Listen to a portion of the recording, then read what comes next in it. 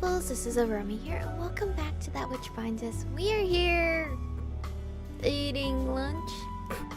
I should finish my sandwich before it gets cold. Despite the guy's sloppy work, the sandwich is pretty good. Made even better by the fries. At this side table. At the table beside me, a couple was tackling a nacho plate topped with beef, beans, and so many condiments I can't name them all. On my other side is a man reading an article on his computer, or maybe he's searching for one. He keeps changing his tabs between articles before seemingly being able to finish reading them. My own waitress is busy with another girl over in the corner, who ordered some kind of soup. At least that's what it looks like from this distance. I got here around the right time, right before the rush of people getting off of work. But now it's time to get someone else sit down. I call for the waitress and pay for my meal. I start to walk towards the door when I hear someone familiar. Hey, I'm just saying what's apparent. That doesn't mean I want to hear it. As soon as I hear Byron talking, I start to walk towards him. But the other man he's with has a serious scowl on his face that makes me hesitate. Should we eavesdrop or should we? I don't think we should eavesdrop. I feel like I'll get caught. So we're gonna leave the cafe. I shouldn't eavesdrop. Plus, they seem to be having a rather serious conversation.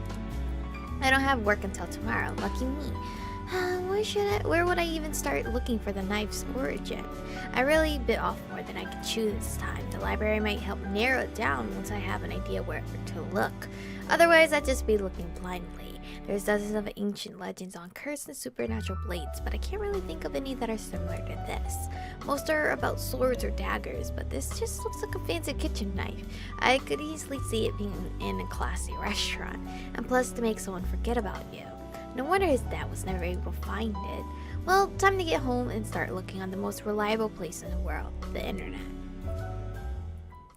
Another day, another round of customers, sadly more wanting bail bonds than other bonds, which means less money and more paperwork. I'd probably be rich in just a week if I could actually advertise a better deal. There'd be a line out the door of people waiting, of skeptics wanting to know more, of scientists wanting to know why. Of course, it'd also make me a prime target from people wanting their own share. I think I'll save changing the world's perspective and reality for another day. There's still a lot of paperwork I have to do before I should close. I'll get a drink and then start. Another customer. That knock scared the living shit out of me because I'm home alone. Come in. Hey, it's your bro that I thought had AirPods, but literally isn't. Oh, just you. That's a nice way to greet someone. I hope Mom doesn't know you're here. Do you really think I'd come if she did? And besides, I don't really care. I just sign hand him a drink from my mini fridge. Alright, tell me what's on your mind. What are you, a psychiatrist? Why'd you come here then? Maybe I just wanted to see if you're still alive, since you never call anyone. I sent you a video the other day of a cat outside my apartment. That's not talking to someone. You've been really distant lately. I've been busy. That's not what I mean. What happened to that girl you were with? I never see you around with her anymore. She's been busy. You guys are always busy. Well, I hate to break it to you, but that's what happens when you become an adult. You have to pay bills, so you've got to work and stay busy. There's been an awkward pause. Was that all he wanted to ask? So, how's school going? Alright. Just alright, I guess. Have you started applying for colleges yet? What's the planning on it? And why not? I don't care to. I mean, we can't judge him, alright? I didn't go. I didn't want to waste money on a major I didn't know about, okay? Or felt like that was my dream. You didn't go to college. Dad didn't go to college. I didn't go because I didn't have the money. We have the money now. I don't want to go. Is that so hard to believe? A little? Alright then, what are you going to do instead? I like my job right now. What, bringing up books at a bookstore for a minimum wage and breaking into abandoned houses at night? I've had to warn him before, but he still does it from time to time. Trespassing on private property, looking for ghosts or something with some friends. I mean, he's living the life, okay? It's research. And besides, they pay me above minimum wage there, thank you.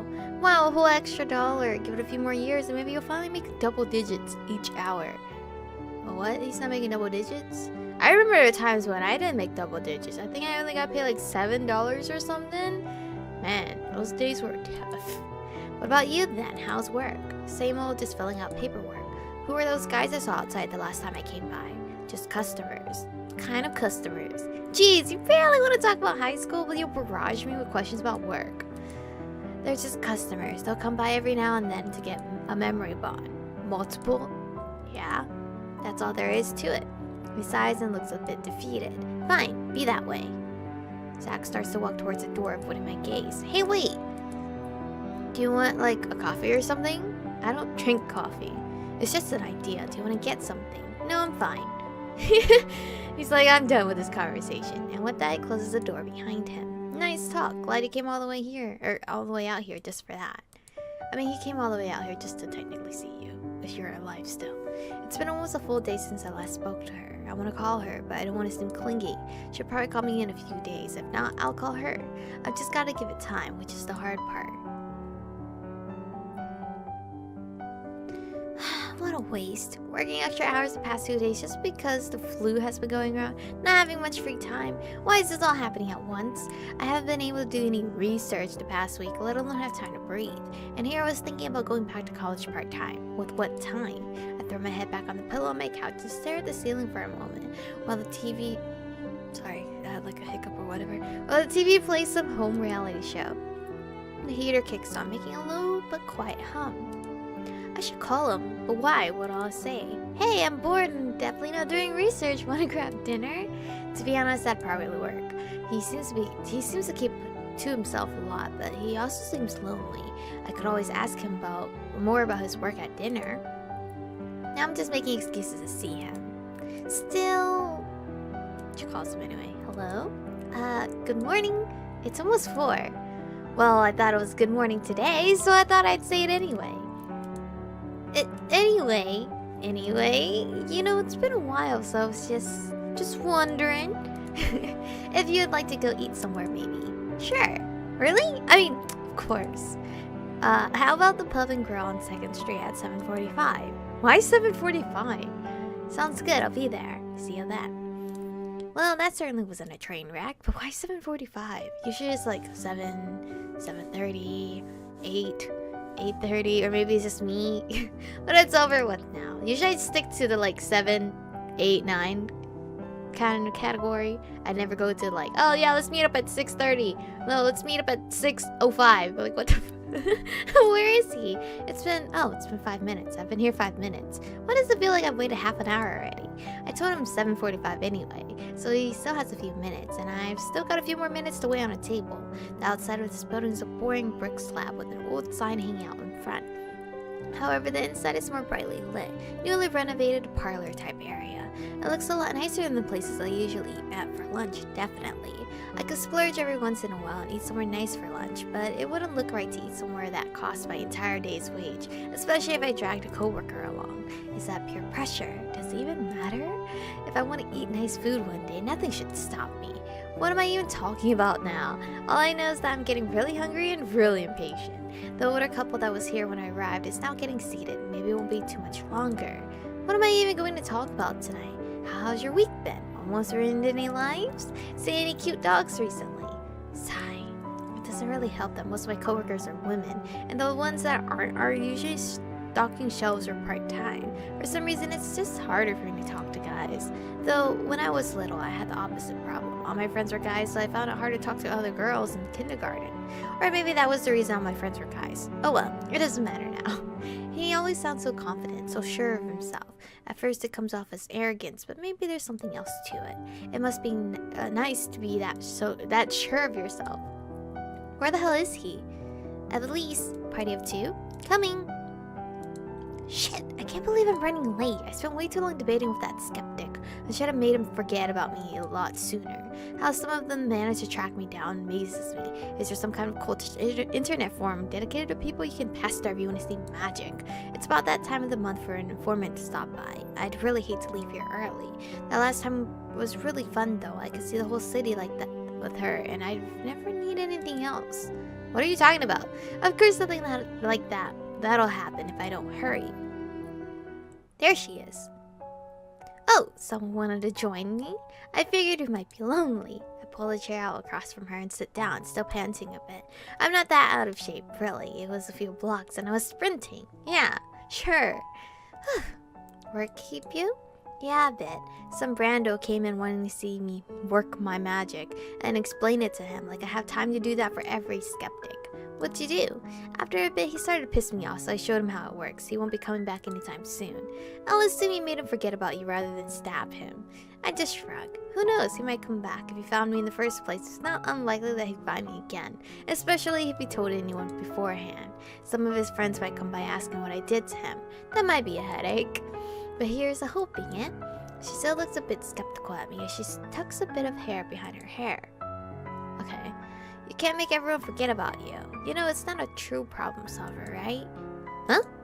It's just a temporary solution to things that takes away one problem and adds a few more. How do you suppose? Well, it might depend on the situation, of course, but it seems most of the time you're just trading off one problem for a couple smaller ones. Alright, Steven forgot about me. What was I left with? A few people who still remembered us dating. I'm failing to see the problem here. For me, the new problems weren't that big. I just told them we broke up. But what about his friends? What will he say when they ask him about me? Then he already came in and attacked us though, so yeah, it didn't really solve anything. That guy you met today might go home and do nothing, having told no one. But if he did, then I just created more problems. Yep. Then what was I supposed to do? She takes a sip of her drink. I don't know. You just want to sit here and philosophize without coming up with answers, huh? Now she grabs her roll and starts spreading butter on it. I mean, that's what conspiracy theories are. Am I even allowed to say that word, YouTube? Yeah, that sounds pretty fun. But do you see what I'm getting at? Sorta. If you keep thinking of it as a problem solver, you'll just accumulate too many problems, and eventually they'll overwhelm you. It's not a solver, it's a trade-off. Sometimes it's a small trade-off. Sometimes it's a big trade-off. We sit in silence for a bit while we eat some complimentary bread. It's alright, but it's a little burnt. Do you do anything else today besides create many problems? Well, I fed a stray cat my lunch leftovers. Aww, that's not going to cause any problems for me, is it? I mean, the cat's gonna come back, if you want that. You might be plagued by other stray cats wanting food now, but aside from that, no. Doesn't sound too bad.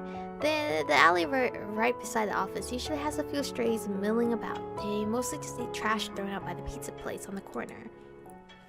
Sad, I'm surprised no one's called the pound on them.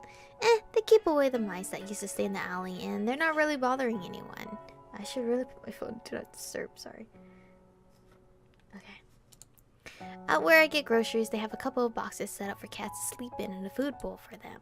Makes you wonder how many cats got homeless. The pound might have been full.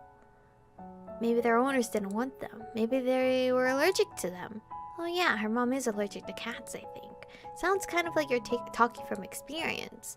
How was I to know my mom was allergic? I just wanted a kitty. She looks dejectedly at the table, talking about something that happened in middle school or sometime. Well, I'll get you a kitty if that's still what you want. Oh, he's so cute, but he didn't physically say that to her.